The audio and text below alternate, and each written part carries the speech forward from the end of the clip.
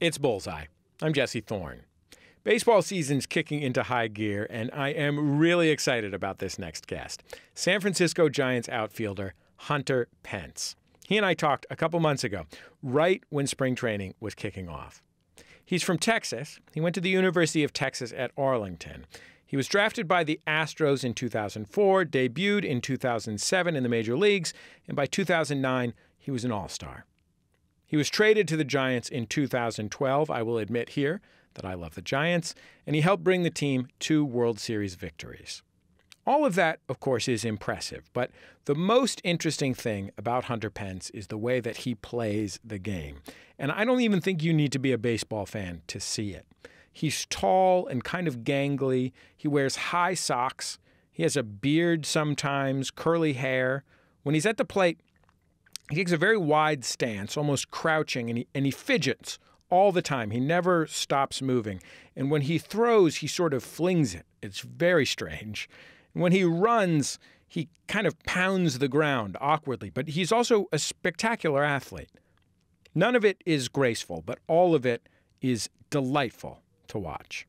All of that, plus his bug-eyed inspirational speeches and his avowed passion for board games, has made him basically a cult hero of baseball. Little flare to right. Pence coming in, and Pence makes the diving catch. High drive. Left field. It is out of here. Left field. Tagging Hernandez. The catch. Bellinger's throw. The Giants have won it. And Hunter Pence, what a plate appearance. That was an epic plate appearance. Hunter Pence, welcome to Bullseye. I'm so happy to have you on the show. Thank you, Jesse. It's good to be here. So, Hunter, I want to know, you just got to Arizona for spring training. What did you do today? Yeah, so got in last night, got situated, just basically woke up, came to the field. They have a little stretch, got a little workout in, did some baseball skills work, and then basically ate lunch and waited around for this interview. What's on the docket? Simple. Sounds like today's easy day. Yeah, I mean, it's just getting situated. I probably got to get my house set up. I probably got to, after this, go pick up, the things you need around the house, like hair conditioner and hand soap and toilet paper. So I got a lot of really fun stuff to do. I don't know if I'll have enough time. Does that get easier that you have a weird other place to live for 3.5, 4 weeks, however long spring training is once a year? A weird other place to live? Well, I mean, I presume that you don't live at spring training. Oh, is it? Yeah, moving 3 times a year. Yeah, it's a little, and you always find, because I never bought a house in Arizona, and so you always got to find a new place and get situated with everything. Funny story, I was on my way to this interview, and I got locked in the parking garage because I happened to forget my keys and I couldn't find my way out, and I didn't have the right fob for the elevator. So it was like a whole journey to get to this interview. I was like Hunter versus time, unlike Tom versus time, to make it. But I fought hard and I got here. I appreciate your sacrifice, Hunter. So I think folks who might not have seen you play baseball, who are listening to this, wouldn't realize the distinctiveness of your playing style. It is the subject of much fascination among baseball fans because you are both exceptionally good at playing baseball and look vaguely like you've never done it before. Thank you. I appreciate that. And it brings me a lot of joy, I'll tell you that, Hunter. And awesome. Did you always look that way when you were playing? Yeah, I think so. I never knew I looked that way because we didn't have all of the video cameras. I know this dates how old I am now, but we didn't have all that technology. And I remember the first time I saw my warm-up swing, I was like, what the hell is that? And that is not what's going on in my head. Yeah, I just have always played by feel and like looking at like what I can do and like how it feels and what succeeds and like trying to just get the most out of myself. Did you ever have coaches tell you you can't try and play baseball like this. You have to do 1,000 no. reps of. Do you have to do 1,000 reps of normal baseball playing? I mean, even if they told me to try to do it their way, when you can't do it, they just go, okay, well, the ball's coming off the bat all right, so we'll put him in the lineup. He's running down the first pretty hard, pretty fast. All right. Did you feel like the distinctiveness of your play meant that you always had to demonstrate that you belonged there because you didn't have a beautiful Will Clark swing? No, I never really, I never really was, trying to prove anything. I was just, I love to compete, and I was just going to try to win whatever game or whatever league we were in. I wanted to just win it all. And I just wanted to find a way to win and enjoy playing as a team and doing it for, the group. That's the thing I love about baseball is the team camaraderie and, how getting everyone going and celebrating together. And, to me, I'm always inwardly, controlling what I can control and just, trying to strive for those dreams. Not, trying to prove anything else, just, I have my own path that I care about, and that's to win wherever I'm at and enjoy it. I want to play a clip of you in 2014, and this was the Giants' third World Series run in a 5-year span, and it was your second World Series run with the Giants in that time. And this is you in the clubhouse, and I think this is right after the National League Championship Series had ended. I'll tell you right now, they're already saying the Kansas City Royals are too good. They're already saying the Kansas City Royals, they haven't lost a game. But I swear to you, there's 30 guys in here, 40 guys in here that will step up. Yeah, baby!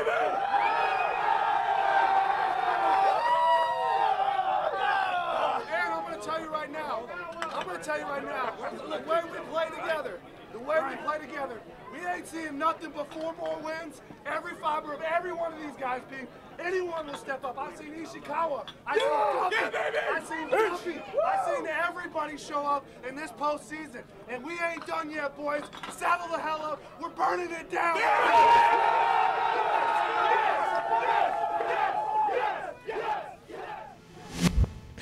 That's so fantastic to hear. I just really get a kick out of hearing that.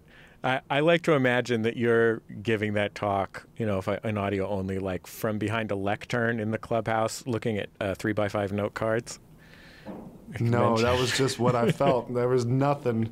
That's just I don't even know where it came from. It comes from literally the momentum is thought deep from before the season even starts. It's from a lot of time thinking about it and a lot of time of feeling and a lot of passion in my heart, and it just comes out. That's great. Why do you wear your socks so high? Because it's comfortable. It's not that comfortable. I used to wear my socks high, and it kind of pokes at the top back of the top of your calf, sort of behind your knee. It reminds you it's there more than it does down by your ankle. I don't like the pants tugging at my knee when I'm playing a sport. So when it's over my knee or if my pants are down, I don't feel like I'm as athletic. So I'm just trying to get stuff out of my way so I can be more athletic. I love it, Hunter. I don't want anyone listening to this to think that I'm opposed to high baseball pants. In fact, no, it's okay. It's if anything, I care about it too much. I will root for basically any baseball player who's showing a lot of socks. If you put on real stirrups, you're automatically my favorite baseball player. I would say I like the look of stirrups. I agree with you. They're awesome, but the actual stirrup underneath the foot is uncomfortable to me. So I'm looking for being in the most comfortable state I can be in. And it's not necessarily the best look, but I'm kind of one of those guys that goes for comfort. I want to feel good when I'm out there. When you hit a baseball with a baseball bat and you don't hit it entirely squarely, it hurts your hands a lot. I remember the way that pain sort of goes. I mean, I remember it going up past my elbows, if you hit one in the wrong place on the bat. And baseball players usually wear 2 batting gloves, partly to counteract that. I've seen you mostly play with 1 batting glove, which is very unusual. How did that end up happening? You know, it just, I think it was like when I was a kid, it was like $5 for 1 and 20 for 2. So my dad was just like, the main one you need is the bottom. And I got kind of used to it. So, like, once you get used to something, it just, I don't know if I'm OCD or what the case, but I like the feeling of my hand on the bat with the right. But if I take the bottom glove off, I feel like I lose my grip. So, like, there's like a balance to it that feels good. You changed the way you wore your pants at one point. Did it feel like you were a different guy when you were? Yeah, it felt really awful. I looked in the mirror and I was like, who are you? Who is this? Never again. But it was like all my teammates were like, you got to try it. You got to try it. So, you know, I'm all about being a team player. And, yeah, it was not a good day. I think next time you go into a batting slump, you know, come out for a game in those Manny Ramirez pants. Like 3 inches too long, 5 inches too big in the waist. No, I'm never again. The baseball pants equivalent of like DMX's jeans. That's MC Hammer pants? Get some MC Hammer pants? Yeah, peg them. Get some harem pants. How about a dropped crotch baseball pant, like a Justin Bieber type pant? Oh, man. No, thank you. Like I said, I'm looking for efficiency and comfort. That's it. You've talked a lot about your passion for gaming. And at one point, you were a very, very serious, I think, World of Warcraft player, right? Yeah, when I was younger, yeah. Was that... I wouldn't say very, very serious. I just played it a lot. It was like the only game that I played for a while. But you were like you weren't a professional level player, but for an amateur player, you were like I'm not super conversant in World of Warcraft, but you were like a top level guy, right? Like you were serious. This was before there was like professional, and it was like kind of starting. But I ranked high enough that I was invited to one of the pro tournaments. But I had to go to spring training. So it's like the off-season would have more time. It's like workout, baseball, World of Warcraft all day. I got to where I was like getting invited to go to professional tournaments. And then I was like, sorry, team, because you have a team on there. I was like, I got to go to spring training. They're like, come on, we got invited. I'm like, sorry, you got to go. Did the other people on your team know that you were a Major League Baseball player? Yeah. One of them was like an MMA fighter, and I don't know what the other guy did. I think he was just like a young college kid that was like, I think he was like running cars, valeting and stuff. It's kind of a strange and amazing thing to have that kind of closeness to people who are in completely random places and doing completely random things, and you're just brought together by this odd, passionate hobby. That you all it's a world. It's the world of Warcraft. It's an open world. You meet them out there, and yeah, you both, you know, in that game, I would just like sit outside the big city and challenge everyone to a duel and like work to get better and invite them to join an arena. And whenever it clicked, whenever teams were good, we just like kept at it, and that's how we met. Have you ever played yourself in MLB The Show? Yeah.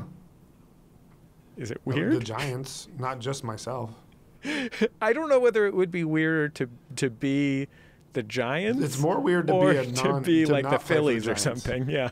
Yeah, it's more weird to not play with the Giants. I get excited playing with the Giants. I get mad at myself. I'm like, what are you doing, man? Don't, you know, like I expect a lot out of my gaming Hunter Pence.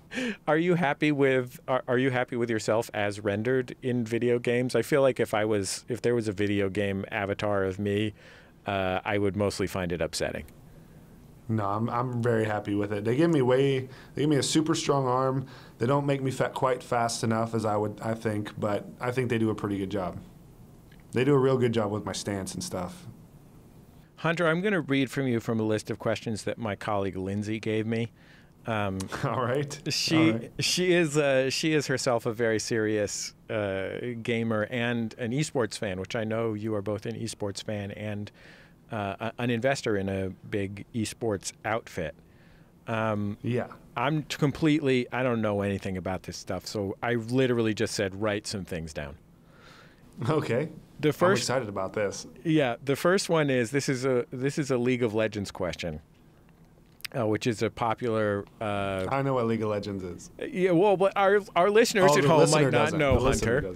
Okay. Our listeners at home might not know that it's a video game with, I think, fighting and magic spells, and there's swords different and guys arrows and all sorts of stuff, abilities. Yeah. So her question is, what role do you main? Jungle. Okay. Do you ever duo with your wife, who's actually a Twitch streamer, like a video game? I don't know what you would call it, performer? That would be so awesome if she would take the time to learn League of Legends. She one time played Heroes of the Storm for a little bit, but no, we don't ever get to duo. She plays other games with me, though. Do you find yourself having to explain your jockiness to esports people and your nerdiness to jockey people? I find myself having to explain my nerdiness to jockey people more than my jockiness to nerdy people. Nerdy people do not care. They're like, oh, sports ball, and then they move on about their day. Jockey people get offended sometimes and are really confused and they want to understand, but they just don't understand.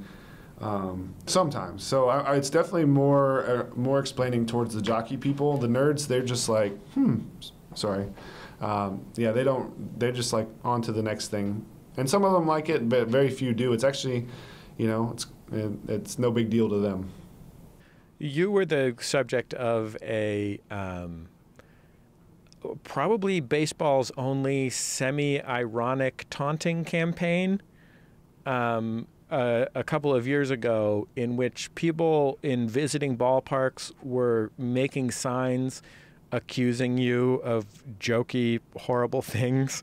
I think it started with some New Yorkers saying that you ate pizza with a knife and fork. Was it weird to, instead of have someone yell at you for being a bum, have this big, weird meta joke about people, about opposing fans making fun of you? It was really funny, to be honest with you, because they would come with some hilarious signs, and then they always wanted to know if it was true or false. They needed my response, and they would just hold it up and stare at me. It was Hunter Pence prefers thick crust pizza, and then I'd have to give them a no or a yes, and then they'd be okay. Hunter Pence loves wearing jean shorts, and I'd be no, I don't wear jean shorts anymore. Just in high school. Were there any that actually did end up being true? Some of them. Yes. Which? I mean, I prefer thick crust pizza. Okay. I don't know. Fair point. I mean, I put ketchup on hot dogs. At the time, there was one that said Hunter Pence thinks Game of Thrones is just okay, and I hadn't gotten into it, and so at the time I was like, yeah, and Hunter Pence Can't Parallel Park. I can't really do that very well. So there's a couple of them that were true. Is that just you just grow up in Texas and it's just not a skill that's called for? Yeah, it's not called for. There's plenty of space in Texas. Okay. I'll just walk a few extra steps to not parallel park. Hunter, I'm a lifelong San Francisco Giants fan, and my producer, Kevin, is a lifelong Los Angeles Dodgers fan. We've managed to work that out between ourselves. I really like the guy despite his flaws. But I wonder what it's like to be on one of those teams. Especially when this isn't something that you grew up with. You grew up in Texas. You didn't care about the Giants versus the Dodgers. Is it something that you feel when you're actually in that game?